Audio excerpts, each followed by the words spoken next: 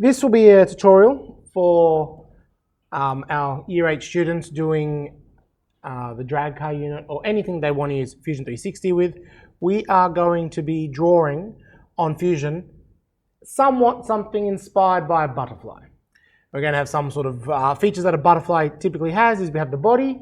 That's the part we're going to start with. The wings, and the key thing about butterflies is their wings are symmetrical. So we're going to learn how once we make the wing on one side, we can copy it to make the wing on the other side. Butterflies also have these little antennas that pop out, and they have little bulbous things at the end of the antenna. Then maybe in the next tutorial, for time reasons, we will get the butterfly and we're going to try to make the wings into lovely colors and transparent, and then we can use those features as you're doing whatever projects you have, in your case, the drag car. Let's confirm this is recording. Wonderful. All right, so basic tutorial to Fusion. You have a screen like this. If it's the first time you've ever opened up Fusion 360, you'll have a screen that says make a team. Because you are on a student account, you cannot join another team. Teams are designed in Fusion for like large groups of people who are working on the same project together. Like if a car company is making a car, they could have a team of thousands of people and they all need to be able to see each other's designs and use it. Your educational license, you're not going to be in a team or in a commercial setting. So so you're just going to say make a team and pick a team name, and it just is going to be like the default name that all your projects are saved under. This is the main screen for Fusion. If you look at, we'll start from the top left, the data panel over here. If you load that up, the data panel has recent data, so recent designs that you've opened and worked on. For the most part, you're not like me. You don't have multiple classes running at the same time using Fusion. So your most recent project is probably the only thing you're working on Fusion at that time. But you do have the option to organize. If you press that little home button, you can organize them into other files later on. So you're in Year 8 now. If you're in Year 9, you might want to make a new folder, Year 9 Engineering or Year 9 Graphics, whatever subject you're doing in Year 9. So you know you can refer to those drawings. Sorry, those CAD models. Over here we have this little file icon. This is new designs, save and upload. If you're importing a file from another software or you're downloading somebody else's Fusion 360 file from like a website, you'd go in here and you'd open it from there. There's also the save button over here. When we do a new design, this is a current design over here. It's called Untitled. Fusion, the main screen is a bit like Google Chrome or any browser, where if we press this plus button over here, we will also start a new design. So if we do this, if I press that button, see how we have two tabs over here. And so you can be working on two designs simultaneously. Let's get rid of that one. Over here you have your account details and whether you're logged in and all that good stuff. If you haven't got your educational version, one of these notifications will say you only have like 30 days to use Fusion. All right, so we're actually going to start, we're almost at the point where we can start drawing. Fusion 360 is a CAD software, and it is what we call a additive CAD software. That means you start with something in the 2D, and then you make it 3D. Have you heard the term in maths of a triangular prism? Yes? What's that? You start with a triangle, and you turn it into 3D. I assume you've also heard of a rectangular prism, and all trapezoidal prism, octagonal prism. All these shapes are a 2D shape and they turn into 3D. That's what Fusion wants to do. When we do this, so we're going to start by making a 2D drawing. So we're going to go to Solids over here and we're going to press the Create Sketch. As soon as you press the Create Sketch, see over here we have these three looking diamonds. These are not actually diamonds, these are planes. So these are like my sheet of paper I'm holding over here. This one down the bottom represents this plane over here. This one represents this plane. And this one represents that back plane. So those are visual representations of that flat surface. Because we have to start our additive drawing with a 2D shape, like your triangular prism, you need a flat surface to draw your triangular prism on. Let's start by pressing this one over here, the YZ plane. We are going to make the body of the butterfly. And for the dimensions, I'm just guessing them. This might not be a butterfly to scale. We're going to start by doing a line, the most basic tool in Fusion. When you do a line, now if any of these commands in Fusion, if you hover your mouse over it, it will tell you the description of how to do that. So for line creates lines and arcs. You select a start and an end point. All right, that sounds fairly simple. So we have this line over here. We're going to start it in the center. All right. That's our start point. And notice here I'm dragging the line around. And I can choose where I want the line to end. So I want the line to end here. All right, and then you can start doing your next one. Okay, this one, instead of doing the start and end point, let's look at what else we have. We also have these two boxes. We have that box that's highlighted in blue there that has millimeters. So I can actually punch in a number into that box. I can punch in 50 millimeters. Right? I can also write 5 centimeters. Now by default, your Fusion should be in millimeters. So I can put in 5 centimeters and it automatically knows that's 50 millimeters. Also, then if I press tab, I can also change the angle. Right now it's 90 degrees, but I can make it 65 degrees. And that it's going to do that line off at 65 degrees. For my one, we want 90. Right? And now I'll just do the other two lines. We've got this one over here, we'll go. Next, I'm going to do a line. Now notice how right now, where my mouse is, there's nothing there. But look what happens as I bring my mouse close to this point. Do we see how there's a little blue square around my mouse? What that means is it's trying to, there's a grid on the back, right? There's a grid on the back of my screen. It's trying to attach, it says, oh, I assume you want to do it in that grid, which is like your ruler. It's like every centimeter. It's trying to say, oh, I assume you want to make it on this particular point. Every time Fusion tries to be smart and tries to predict what you're trying to do, it's going to have some sort of blue lines there. There's actually another one. If we look at the left, do you see that little square? What do you think that square means? Yeah, it's predicting, oh, I assume you want this to be a 90-degree angle, which means I don't have to have my mouse exactly in the right position. It's going to try to lock it at 90 degrees. But as I move, that angle disappears.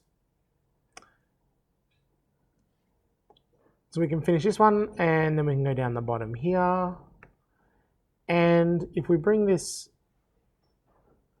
back to here, look what happens when I finish that square. What color is the square now? Blue, right? I'm going to press Control Z, I'm going to undo, or I can press this button up here. This also lets us undo our last command. So over here, when are you going to let me undo just one or the whole thing? Okay. So when I had nearly finished, this was white. Once I do my last line, it turns blue. The blue line means that this is now a closed surface. Just like your triangle that you can turn into a triangular prism, I can now do stuff with this in the 3D. If it wasn't a closed surface, it's just a line, and I can't turn a line into a 3D object. Once I've finished my sketch, I press this Finish Sketch button over here, and now I have a shape. This is going to be the body of our butterfly. We have to turn this into 3D, so we're going to press the Extrude button. What the Extrude button does is it presses the surface, and it's going to turn it into a trapezium, turn it into a prism, basically. Now, by default, if you have a shape in your sketch that you just made, Fusion's going to try to be smart. It's going to try to choose that shape as the thing you're going to make into 3D. But if you don't have that, right, like, or if you have like a weird one and it's picking the wrong one, over here when it says the profiles, if you press the X button, you clear the last selection. And where it says select, I can hover and I can press that button and it will press that shape. Other settings here we don't need to know. Profile plane, don't need to know that yet. Direction, sometimes we can make this symmetric if we want. Very good if you are doing like a butterfly, we want tentacles to come out both ways. Distance, we can either drag it and visually see how long we want the butterfly to be, or we can plug in the number manually. And the last one here is called the taper. What the taper does is it changes the angle. It changes the angle. For the most part, you're going to leave this as 0. And that's your first rectangle you'll make on Fusion. Okay, so a common issue I'm seeing with students here is when we're making the rectangle, I'll make another rectangle next to this one. Create sketch, go over here. As you notice, some of you have already, instead of viewing lines, used the create rectangle tool. That's a similar thing as well. You click this, and you have your rectangle, right? And you finish it. Some of you, your view is like this. And when you try to extrude, and you press this shape, right, you highlight it in the blue, it's the one that's selected. You give it a thickness of 100, and you can't even tell that it's a rectangle, right? This object in the top right-hand corner, this is the view square. So we can click a particular side, and then we can start rotating our drawing around that section. Or if you hold the square, you should be able to just rotate it around, I think.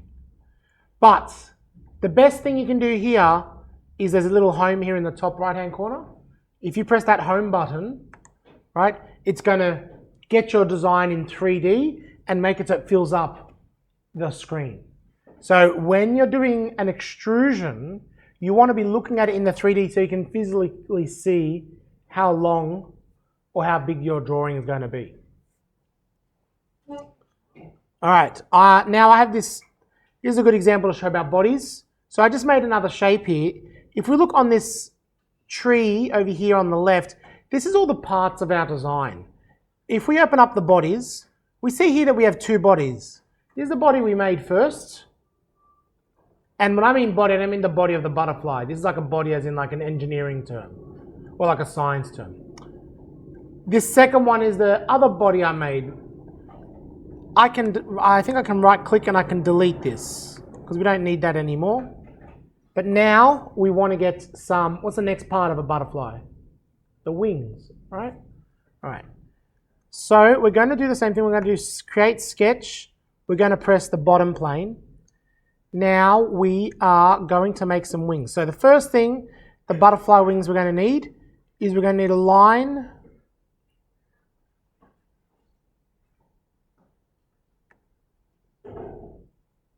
We're going to need a line going all the way down the body. This is going to be the flat part of the wings. Then we press escape. All right. Then we press, no? Sorry, my mistake. We do the line and then we press enter. Line, and then we press enter. Okay, now we have that line there. Now butterfly wings are not rectangular unless you're playing like Minecraft. So we want our butterfly wings to be curved. So we're going to, and this is obviously relevant for your drag cars. Your drag cars are going to be curved as well. So you're going to be using this tool over here, the fit point spline tool. What this tool does is you pick a bunch of points and it tries to make a curved line to match it. So if we click this, we start over here with our butterfly, and what you do is you keep picking points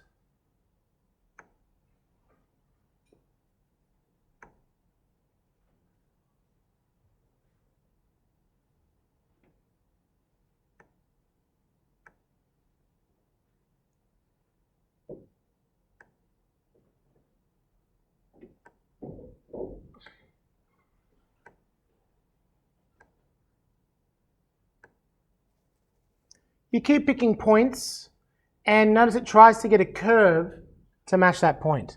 And if I press enter at the end, that should be a big blue object because I did that line at the start, and so I made a whole curved surface. Also, things we can do is, if you want, you can adjust any of these green looking alien line things. And what these will do, they will change like the curve at that point, or you can move these dots around.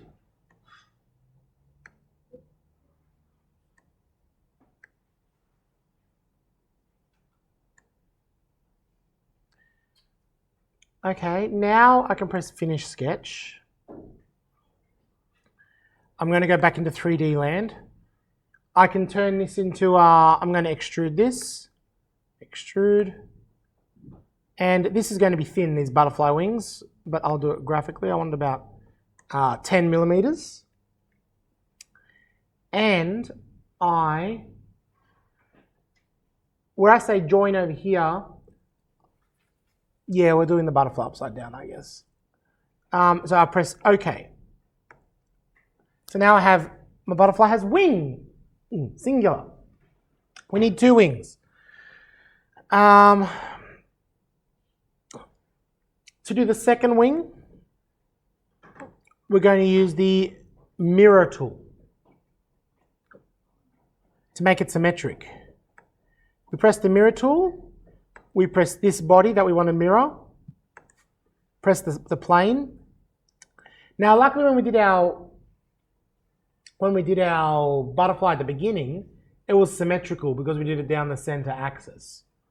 So if we press this mirror plane, we should do that.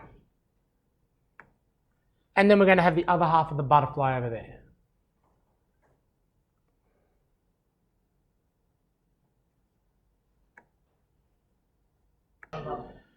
Okay, to finish this off, we're going to try to put some color into one of the wings. So there's 2 ways we can do color. We can either do the simple cheap way, where we can right-click any surface and just go to Appearance. I don't know, Max, however you right-click, you figure out how to do it. But if you do it in Appearance, and if you give it time to load up, you can type in anything in here. What color is a butterfly? Oh, blue. Ooh, glass, heavy glass, yes. You get it, you add it to the library and you just drag it and you can make the whole thing that color.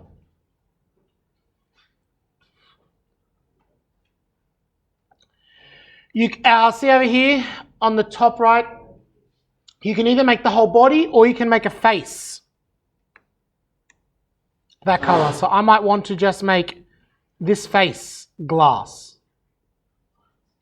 and blue. All right, now that's the easy way to do it. Let's go the more difficult way. So over here, I have my butterfly. I want to actually make my butterfly over here. Butterflies, their wings usually have like some sort of boundary and there's color inside the wings, all right?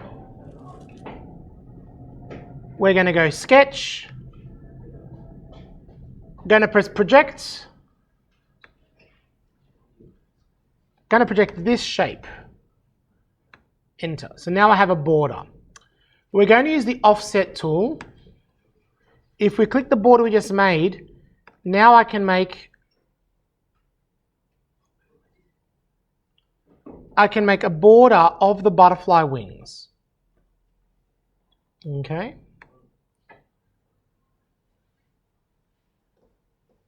Finish that sketch. Then what I'm going to do is I am going to extrude that shape I just had there. I'm going to make it go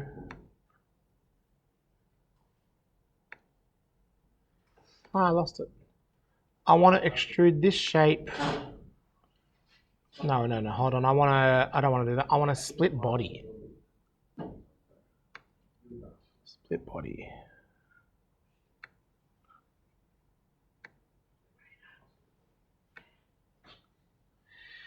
So I have these wings. I want to split these wings into 2 separate bodies so I can make one of them grey as the outline of the thing and make the inside a glass color.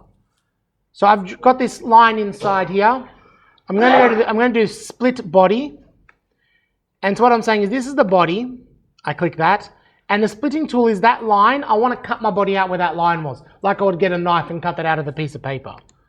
And if we do that, we see we have this big red thing saying, oh, so you want to cut this shape out, like a cookie cutter, pressing that shape out into my butterfly. And I say, yes, please. Done. So now I actually just have two bodies, and I can hide it over here by pressing this I button. If I hide this, right, I have one body, and if I hide the other one, I have that body.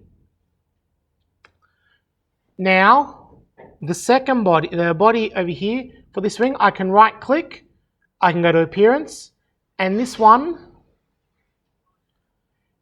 what's another color that butterflies are? Orange.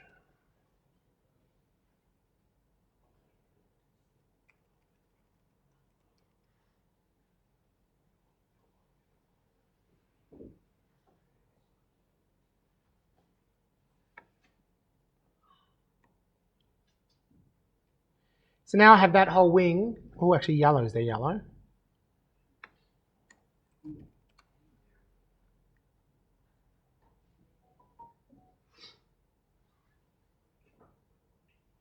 There's no yellow glass. Okay, green it is. So now I have this. So now, here's the difference. If we look at this top view, here's the difference. This one over here, just paint the whole wing one color. This one now, the outside of the wing is like the border, which is how probably butterfly wings look like. And the inside is now this glass color.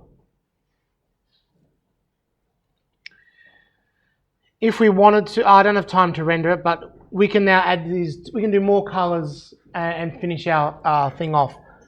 One limitation when you do adding colors is you have to color the whole face.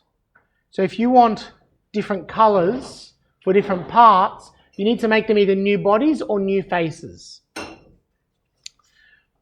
Like, for example, if I want eyes, I can't just draw eyes on here straight away. I have to go and I have to sketch, and I have to make like a circle,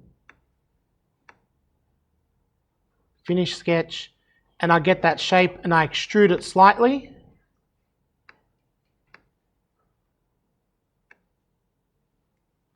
Right, I extruded it a little bit, and now this over here, I can right click, appearance. Once it loads up, and make this white.